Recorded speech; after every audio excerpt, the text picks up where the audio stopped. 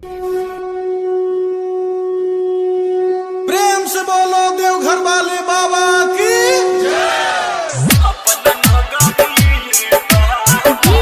Kanchan Raj Presents by CBL DJ नीम चौक चौसीमा वैशाली।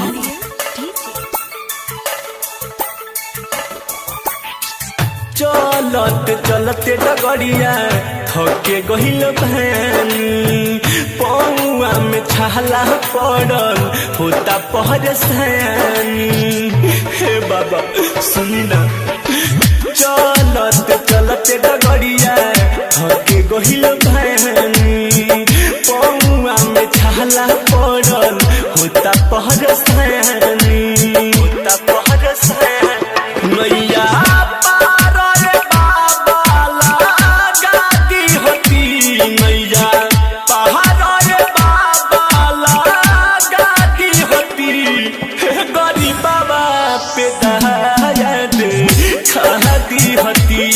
अपना नगरी ये बाबू लाली हती।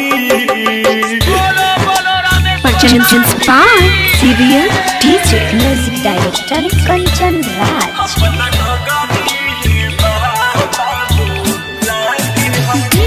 कंचन राज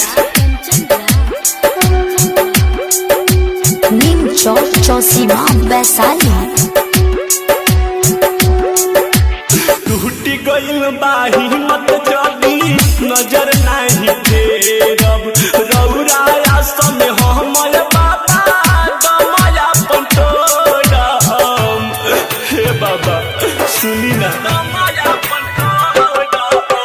टूटी गइल बाही मत जदी नजर नहीं फेरब रौरा समय हमर बाबा दमाया पंटोरम। अंतिम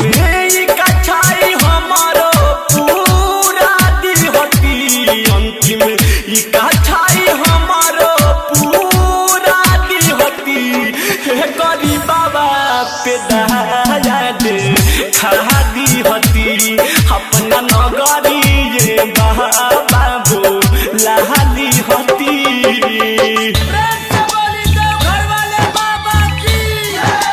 music director Kanchan Raj. Presents by CBL DJ